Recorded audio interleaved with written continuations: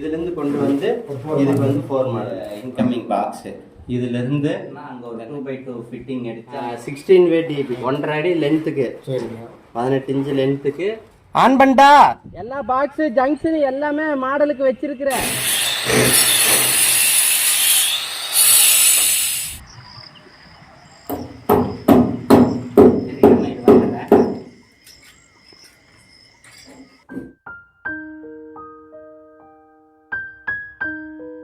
என்னடா வீடியோவோட ஸ்டார்டிங்லேயே ரெடி ஆகிடுச்சுன்னு பார்க்குறீங்களா? என்னென்னு நான் அப்டேட் பண்ணுறேன். அதுக்கு முன்னாடி நியூ சப்ஸ்கிரைபர்ஸ்க்கு ஹாய், ஆல்ரெடி சப்ஸ்கிரைப் பண்ணி பார்த்துட்டு இருக்கவங்களுக்கு ஹாய் அண்ட் வெல்கம் டு எங்களின் பிருந்தாவனம். ஒரு வழியாக நான் ரொம்ப நாளாக சொல்லிட்டு இருந்தேன், அந்த டிஸ்கஷனுக்காக ஆஃபீஸ் போக போகிறோம். அது மட்டும் இல்லாமல் நம்ம அப்பப்போ கொஞ்சம் பேமெண்ட் வந்து அவங்களுக்கு ரிலீஸ் பண்ணிகிட்டே தான் இருக்கும். ஸோ கான்ட்ராக்டர் ஆஃபீஸ்க்கு போயிட்டு பேமெண்ட் ரிலீஸ் பண்ணிவிட்டு கொஞ்சம் பிளானில் இருக்கிற சேஞ்சஸ் எல்லாமே சொல்லிட்டு வரணும் அப்படின்னு சொல்லிட்டு தான் கிளம்பிட்டு இருக்கோம். ஆல்சோ நான் உங்ககிட்ட லாஸ்ட் வீடியோலேயே அப்டேட் பண்ணியிருந்திருப்போம் இல்லையா? இது வரைக்கும் என்னென்ன சிவில் ஒர்க் பண்ணியிருக்கீங்களோ அதுக்கான ரேட் எல்லாமே மென்ஷன் பண்ண ஷீட் ரெடி பண்ணி வாங்கியிருந்தோன்னு சொல்லிட்டு அதை வந்து பார்த்துட்டு ரேட்டில் நிறையா டிஃப்ரென்ஸ் இருக்குது, அது ஒரு பெரிய இப்போ பிரச்சனையாக ஆக போகுது, நான் என்னென்ன அடுத்த வீடியோவில் அப்டேட் பண்ணுறேன்னு சொல்லியிருந்தேன் இல்லையா? அதை பற்றியும் டிஸ்கஷன் பண்ணிடலான்னு சொல்லிட்டு தான் ஆஃபீஸ்க்கு வந்திருந்தோம். அவங்களும் இன்றைக்கி ஒரு 8:30க்குள்ளே வாங்க சார், இன்றைக்கி பார்த்தலான்னு தான் சொல்லியிருந்தாங்க. பட் போய் பார்த்தா அந்த ஆஃபீஸ் இன்ஜினியரையே காணோம். 2-3 டைம்ஸ் கால் பண்ணி பார்த்ததுக்கு அவர் காலுமே பிக் பண்ணலை. ஆஃபீஸ்க்கு பேசுகிறதுக்கு போனாலே ஒரு 2 to 2.5 hours ஆகிடும். அதனால் வீட்டுக்கு வந்து குக் பண்ணி சாப்பிட்றதுக்குலாம் டைம் இருக்காது, ஹோட்டல்லே சாப்பிட்றலாம் அப்படின்னு நினச்சோம். பட் இன்றைக்கி பேச முடியாமல் போனதால் வீட்டிலே குக் பண்ணிடலான்னு சொல்லிட்டு வெஜிடபிள்ஸ்லாம் வாங்கிட்டு வீட்டுக்கு வந்துட்டோம். கரெக்டாக வீட்டுக்கு வந்தோடனே ஆஃபீஸ்லேருந்து கால் பண்ணுறாங்க. கால் பண்ணிவிட்டு சார் நீங்கள் ஏன் இன்னும் ஆஃபீஸ்க்கு வரலன்னு கேட்டாங்க. நாங்கள் சொன்னோம், நாங்கள் இப்போ தான் வந்தோம், உங்களை காணோம், 2-3 டைம்ஸ் கால் பண்ணோம், நீங்கள் காலும் பிக் பண்ணல, உங்கள் கூட ஒர்க் பண்ணுறவங்க கிட்ட கேட்டாலும் நீங்கள் எங்கேன்னு தெரிலன்னு சொல்லிட்டாங்க. இப்போ மறுபடியெல்லாம் திரும்பி வர முடியாது, நாளைக்கு வேணும்னா பார்த்துக்கலான்னு சொல்லிட்டோம். அதுக்கப்புறம் நாங்கள் ஆல்ரெடி சொல்லியிருந்த மாதிரி ஃபைனலி நம்ம புது வீட்டில் வந்துட்டு காடி எடுக்கிறதுக்கான ப்ராசஸ் வந்து பண்ணிகிட்ருக்கோம். அதுக்கு ஃபர்ஸ்ட் வந்து ட்ராயிங் போடணும், எது எங்கெங்கே வரணும்னு சொல்லிட்டு ஜங்ஷன் ஸ்விட்ச் பாக்ஸ் எல்லாம். ஸோ அதனால் யுவா வந்துட்டு ட்ராயிங் போடுறதுக்காக தான் இன்றைக்கி என்னை கூட்டிகிட்டு வந்திருக்காரு. வந்து பார்த்தோம், ஆக்சுவலாக இது வந்துட்டு சண்டே ஈவினிங் தான் வந்து வந்திருக்கோம். ஸோ மார்க்கிங் ஒர்க் எல்லாமே இன்றைக்கி பண்ணி வச்சிடலான்னு சொல்லிட்டு, ஏன்னா நம்ம இன்னும் வந்து காடி எடுக்காமல் இருக்கிறதால உள்ளுக்குள்ளே வந்து பூச்சும் பூச முடியாமல் வெளியிலேயே பூச்சி பூசிகிட்ருக்காங்க. அதனால தான் ஆல்ரெடி பூசி இருந்ததெல்லாம் நல்லா செட்டாக இருந்தது. சரி ஓகே, நீ உள்ளே போய் மார்க்கிங் ஒர்க்கெல்லாம் ஸ்டார்ட் பண்ணிடலான்னு சொல்லிட்டு வந்திருக்கோம். உள்ளே வந்துட்டு காடி எடுக்காமே பூச்சி பூசிக்கலாம், ஆனால் வந்து நம்மளுக்கு தான் டபுள் த அமௌண்ட் ஆகும். மறுபடியும் காடி எடுத்துட்டு அதுக்கப்புறம் அந்த இடத்துல திரும்பியும் பேட்ச் ஒர்க் பண்ணுறதால யுவா வந்து ஃபர்ஸ்ட் எல்லாமே ட்ராயிங் போட்டுட்டு அப்புறமா எனக்கு எக்ஸ்பிளைன் பண்ணார். இந்த பைப் ட்ராப்லேருந்து இங்கே கொண்டு வந்து ஒரு ஏசிக்கு 4 மாடல் பாக்ஸ் ஏசி அடிக்கிறதுனா இங்கே அடிச்சுட்டு இதுலேருந்து கீழே இறக்கி கொண்டு வந்து கீழேருந்து 2 அடி ஹைட்டில் பாக்ஸு ஓகேவா. இங்கே வந்து ஒரு 6 மாடல் சார்ஜர், இங்கே வந்து ஒரு இன்கமிங் பாக்ஸு. இதுலேருந்து இந்த லைட்டுக்கு ஃபேனுக்கு எல்லாத்துக்கும் போயிடும் இங்கே ஓகேவா. இதுதான் இங்கே மேட்ரு. வாஷிங் மிஷின் ரூமு இதுக்கு வந்து இங்கே இறங்கியிருக்குது. இதுலேருந்து இறக்கி அங்கே ஒரு ஜங்ஷனு, அதுலேருந்து இறக்கி கொண்டு வந்து பேக் என்ட்ரி போட்டு வாஷிங் மிஷின் ரூமுக்கு அதே மாதிரி இங்கே வைக்கிற 6 மாடல் இந்த வழியாக போய் இந்த உள்ளக்கிற லைட்டு ஃபேனு அதெல்லாம் இங்கே கொடுத்துருவோம். அவ்வளோதான். இங்கே இதிலேருந்து கீழே இறங்கி இங்கே வந்து ஃபுட் லேம்ப்னா பெட் லைட் மாதிரி இது கீழே அடிக்கிறப்ப பிரைட்டாக இருக்கும். ஸோ அதுக்கு தான் இந்த இங்கே ஒரு பாக்ஸு, இது வந்து மெயின் இன்கமிங் பாக்ஸ். இங்கே தான் இதுதான் லைட்டு ஃபேனு எல்லாத்துக்கும் போகும். நம்மளோட பிளானிங் வந்து சிம்பிளாக தான் இருக்கும். ஆனால் பட் இங்கே என்ன ஒரே ஒரு ஸ்பெஷல்னால், நம்ம வீட்டில் வந்து எந்த இடத்துலையுமே டியூப் லைட்டே கிடையாது. டியூப் லைட் ப்ரொவைஷன் தான் இருக்குது, பட் டியூப் லைட் வைக்க போகிறதில்ல. இந்த பாக்ஸ் எதுக்குன்னா, இந்த பின்னாடி வைக்கிற இன்கமிங் பாக்ஸ்லேருந்தே ஒரு ஹோல்ஸ் போட்டு இங்கே ஒரு பாக்ஸ், இந்த பாக்ஸ்லேருந்து பேக் என்ட்ரி போட்டு இந்த பாக்ஸை கொண்டு வந்து இந்த பாக்ஸ்லேருந்து நேராக அங்கே ஒரு ஜங்ஷன். அங்கே எதுக்குன்னா, அங்கே ஒரு 2x2 ஃபிட்டிங் அடித்து அந்த ரூமுக்கு வெளிச்சம் இருக்கிற மாதிரி. நாளை முன்னே இது அடைச்சதுக்கப்புறம் இந்த வழியாக உள்ள டோர் கொடுத்து போடணும்னா அங்கே வெளிச்சம் வேணும், உள்ளே போகிறதுக்கு இருட்டாக இருக்கும். அதனால அங்கே ஒரு லைட். ஒரு வழியாக சண்டே ஈவினிங் வந்து எங்கெங்கே ஸ்விட்ச் பாக்ஸ் வந்தால் நம்மளுக்கு யூஸ் பண்ணுறதுக்கு கம்ஃபர்டபுளாக யூசர் ஃப்ரெண்ட்லியாக இருக்கும்னு பிளான் பண்ணி மார்க்கிங் ஒர்க் எல்லாமே முடிச்சாச்சு. தென் மண்டே மார்னிங் வந்துட்டு யுவா அவர்கிட்ட ஒர்க் பண்ணுற டீமை வர சொல்லி காடி எடுக்கிறதுக்கு எல்லா பிளானையுமே எக்ஸ்பிளைன் பண்ணிட்டு இருந்தாரு. இதுலேருந்து கொண்டு வந்து இதுக்கு வந்து 4 மாடல் ஓகேங்களா. இங்கே வச்சுட்டிங்கன்னா இது முடிஞ்சது. அதுக்கப்புறம் இங்கே இன்கமிங் பாக்ஸ் கிடையாது. இதுலேருந்து கீழே இறக்கி விட்டுருங்க. அதே மாதிரி இதுலேருந்து கீழே இறக்கி விட்டுருங்க. 16 weight டிபி 1 அடி அகலத்துக்குண்ணா. சரிங்க. சரி 1 அடி வேண்டாம், 1.5 அடி லென்த்துக்கு 18 இன்ச்சு லென்த்துக்கு ஒரு கல் எடுத்துருங்க. எப்பயும் ஒரு கல் எடுத்து விடுவீங்களா, அந்த மாதிரி எடுத்துட்டு இதுலேருந்து கொண்டு போய் அந்த முனை இருக்குது பாருங்க, அதில் நிப்பாட்டிடுங்க ஒன்று. அங்கே வந்து இந்த இங்கே ஒரு லைட்டு போட போகிறேன், அதுக்கு அதுலேருந்து எடுத்துக்குவேன்.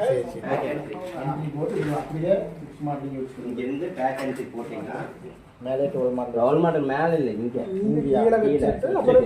மேலேருந்து பைப்பு மட்டும்தான். ஓகேவா, எடுத்து விட்ருங்க. இவ்வளோ காடி எடுக்கிறதுக்கு ஃபுல் அண்ட் ஃபுல் எப்படி வரணும், எல்லாமே பர்ஃபெக்டாக இருக்கணும் அப்படின்னு சொல்லிட்டு எல்லாத்தையுமே யுவா வந்து எக்ஸ்பிளைன் பண்ணிட்டாரு. இதுக்கப்புறமா தான் இனி அவர் வந்து ஒர்க் போகணும். இங்கே எல்லாமே ரெடி பண்ணி விட்டுட்டு அதுக்கப்புறமா நம்ம இன்னும் இபி லைன் வாங்கலை இல்லையா, அதனால் இங்கே செட்டோட கரண்ட்டு தானே நம்ம இழுக்கணும், அதுக்கு லைன் இழுக்கிறதுக்கும் எல்லாமே வந்து ரெடி பண்ணி கொடுத்துட்டு இருந்தாங்க. மீன்வாயில் வந்துட்டு வீட்டுக்குள்ளே பூச்சி பூச முடியாதனால இப்போ ஃப்ரண்ட்டில் வந்துட்டு போர்ட்டிகோவில் வந்து சீலிங் பூச்சி பூசுகிறாங்க. ஸோ அதுக்கு தான் கலவை கலந்துட்டுருக்காங்க.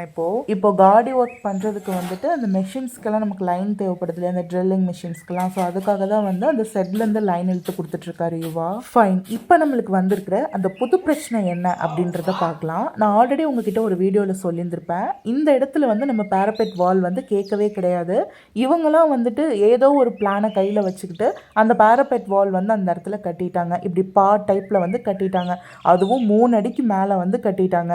அதுக்கப்புறமா நாங்கள் போய் பார்த்துட்டு இதை நாங்கள் கேட்கவே இல்லைன்னு சொன்னப்போ தான் அதை டெமாலிஷ் பண்ண வேண்டியது வந்துச்சு. இந்த சைட்டில் இருக்க சிவில் இன்ஜினியருக்கும் ஆஃபீஸில் இருக்க இன்ஜினியருக்கும் இருக்க மிஸ்கம்யூனிகேஷனால் எங்களுக்கு வந்து அன்றைக்கி தேவையில்லாமல் செவுறு வந்து அவங்க கட்டி டைம் வேஸ்ட் பண்ணி இப்போ டெமாலிஷ் பண்ண வேண்டிய சுச்சுவேஷன் வந்துச்சு.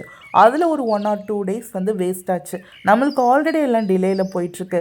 இப்போது அது மட்டும் இல்லாமல் அவங்க வந்து அந்த மாதிரி டெமாலிஷ் பண்ணதுக்கு நாங்கள் கேட்டிருந்தோம் இல்லையா, இது வரைக்கும் நீங்கள் பண்ண சிவில் ஒர்க்குக்கான ரேட் எல்லாமே மென்ஷன் பண்ண ஷீட்டு கொடுங்கன்னு சொல்லிட்டு அதில் மென்ஷன் பண்ணியிருக்காங்க. இவங்க தேவையில்லாமல் கட்டி டெமாலிஷ் பண்ண அந்த பேரபெட் வால்க்கு 15 to 20K நீங்கள் பே பண்ணணும்னு சொல்லிட்டு சார்ஜ் பண்ணியிருக்காங்க. இதை கேட்டோன்னே யுவா செம்ம கடுப்பாயிட்டாரு போல இருக்கு. நீங்கள் பண்ணின மிஸ்டேக்கு நாங்கள் எதுக்காக 20,000 ரூபாய் கொடுக்கணும்னு சொல்லிட்டு நெக்ஸ்ட் டே டிஸ்கஷனுக்கு ரீவிசிட் பண்ணியிருந்தப்போ கடைசிக்கு ஒரு 5,000 ரூபாயாச்சும் கொடுங்க, ஏன்னா இப்போ மெட்டீரியல்ஸ் காஸ்ட் எல்லாமே ரொம்ப இன்க்ரீஸ் ஆகிட்டே போயிட்டு இருக்குன்னு சொல்லிட்டு சொல்கிறாங்க. இவங்களை வச்சு நம்ம இனி என்னதாங்க பண்ணுறது? ஆன் பண்ணிட்டா ஓட்டி பாருண்ணா. அந்த அன்னைக்கு 2 நாள் ஒர்க் பண்ண லேபர் சார்ஜு, மெட்டீரியல் காஸ்ட்டு எல்லாமே இன்க்ரீஸ்டாக இருக்குதுன்னு சொல்லிட்டு நம்மக்கிட்ட பில் போட்டால் அவங்க பண்ண மிஸ்டேக்கெல்லாம் நம்ம எப்படிங்க பே பண்ணிகிட்ருக்க முடியும்? இதெல்லாம் யோசிச்சு பார்த்தாலே எங்களுக்கு நைட்லாம் தூக்கமே வர மாட்டேங்குது. தேவையில்லாமல் நிறைய செலவாகுதுன்னு சொல்லிட்டு நம்ம என்ன தான் உட்காந்து விடிய விடிய இது எங்களோட தப்பு இல்லை, நீங்கள் தானே மிஸ்டேக் பண்ணீங்க, இது உங்கள் ஃபால்ட்டு தானேன்னு எக்ஸ்பிளைன் பண்ணாலும் கூட கடைசிக்கும் நம்மக்கிட்ட இருந்து அந்த 5,000 ரூபாயாவது வாங்கிடணும் அப்படின்ற ஐடியாவிலேயே தான் அவங்க பேசிகிட்டு இருக்காங்க. இவங்கக்கிட்ட நம்ம என்ன பேசினாலும் இனி வேலைக்காகாது. மெட்டீரியல் விலையெல்லாம் ஏறிக்கிட்டே போகுது சார், அந்த அன்னைக்கு வேலை செஞ்ச லேபருக்கு வேறு நாங்கள் பேமெண்ட் கொடுக்கணுங்க சார், தயவு செஞ்சு 5,000 ரூபாயை கொடுத்துருங்கன்னு சொல்லி கேட்டுட்ருக்காங்க. வேறு என்ன பண்ணுறதுன்னு கொடுக்குறோன்னு சொல்லியாச்சு. யுவாவுக்கு ஒவ்வொரு நாள் ஒவ்வொரு பக்கம் மீட்டிங் ஒர்க்னு இருக்கும். இன்றைக்கி வந்து அவருக்கு பழனியில் வந்து மீட்டிங் இருக்குது. நான் சீக்கிரமாக போனால் தான் ஈவினிங் சீக்கிரமாக வந்து பைக் வைக்கிற ஒர்க்கு இன்றைக்கே பண்ண முடியும்னு சொல்லிட்டு எல்லாருக்கும் எல்லாத்தையும் அரேஞ்ச் பண்ணி கொடுத்துட்டு என்னையும் இங்கே கொஞ்ச நேரம் இருந்து பார்த்துக்க சொல்லிட்டு கிளம்பிட்டாரு.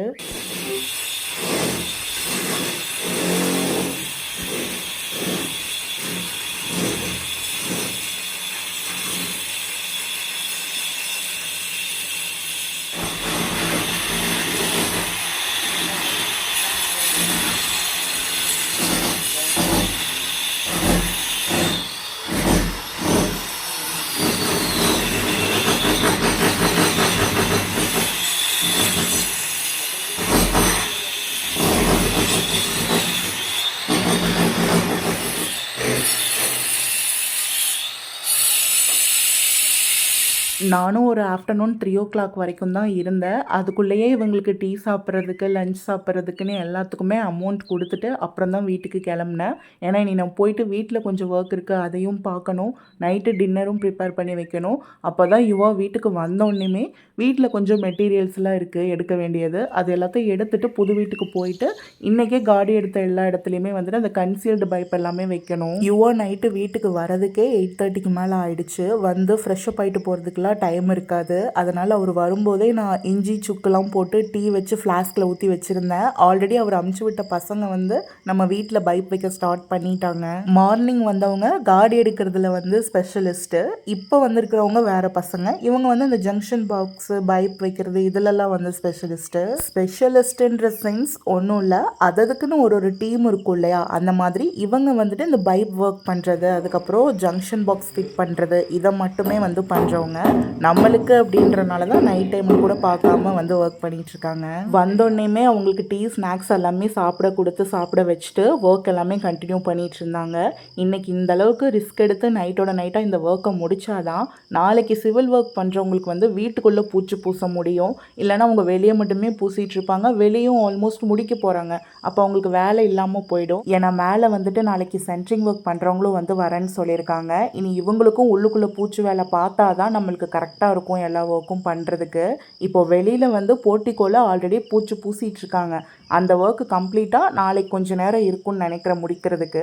அதுக்கப்புறமா உள்ளுக்குள்ளே வந்து நம்மளோட பைப் வைக்கிற ஒர்க்கெல்லாம் முடிச்சிட்டோன்னா உள்ள கையோட பூச்சி பூச ஸ்டார்ட் பண்ணிடுவாங்க. அதுக்கு தான் எப்படியோ கையோட நைட்டோட நைட்டாக எல்லா ஒர்க்குமே வந்து முடிச்சாச்சு. அதுக்கப்புறம் பசங்களுக்குமே சாப்பிட்றதுக்கு சாப்பாடு வாங்கி கொடுத்தாச்சு. பட் இங்கேயே உட்காந்து சாப்பிட்றது கூட டைம் இல்லை. ஏன்னா டைம் 12 o'clock தாண்டி போயிட்டுருக்கு. ஒருத்தவங்க பைக்கில் வந்துட்டாங்க, இன்னொருத்தவங்கள யுவா தான் கொண்டு போய் வீட்டில் ட்ராப் பண்ணிட்டு வரணும். அவங்க வீடு வேறு கொஞ்சம் தூரம். அதனால் நான் ஏன் இங்கே இருட்டில் இருக்கணும்னு சொல்லிட்டு என்னை ஃபர்ஸ்ட் கொண்டு போய் வீட்டில் விட்டுட்டு வந்துட்டாரு. அவரை விட்டுட்டு இவர் திரும்ப வீட்டுக்கு வரும்போதே ரொம்ப டைம் ஆயிடுச்சு. வந்து ஒரு ஃப்ரெஷ்அப் ஆகிட்டு செஞ்சு வச்ச சாப்பாட உட்காரும்போது நைட்டு 2 o'clock மேலே ஆயிடுச்சு. சரி எப்படியோ பசங்களுக்கு ஹோட்டல் க்ளோஸ் பண்ணுறதுக்குள்ளேயே அவங்களுக்கு என்ன வேணும்னு கேட்டு வாங்கி கொடுத்து வீட்டுக்கு போய் சாப்பிட்டுக்கங்கப்பான்னு சொல்லி வீட்லேயும் கொண்டு போய் விட்டுட்டு வந்தாச்சு. நாங்கள் சாப்பிட்றதுக்கு தான் இவ்வளோ டிலே ஆயிடுச்சு. யுவாவும் சரி அந்த பசங்களும் சரி பார்க்குறதுக்கு ரொம்பவே கஷ்டமாக இருந்துச்சு. ஏன்னா மார்னிங்கும் ஆஸ் யூஷுவல் அவங்க எப்பயும் போல் எந்திரிச்சு வேலைக்கு போய் தான் ஆகணும். என்னதான் நைட்டு ஓவர் டைம் ஒர்க் பண்ணாலும் கூட நெக்ஸ்ட் டே ஒரு ஹாஃப் டே கூட நிம்மதியாக தூங்கி ரெஸ்ட் எடுக்க முடியாத சுச்சுவேஷனில் தான் இப்போ இருக்கும். ஏன்னா ரொம்ப கமிட்மெண்ட்ஸ் அதிகமாகிடுச்சு. 100% யுவா என்னோட பர்த்டேக்கு லீவ் போடுவார். அதை வச்சு எப்படியாச்சும் இவர் அந்த அன்னைக்கு ரெஸ்ட் எடுக்க வச்சிடலான்னு பார்த்தா இந்த இயர் என் பர்த்டேவே சண்டே தான் வருது.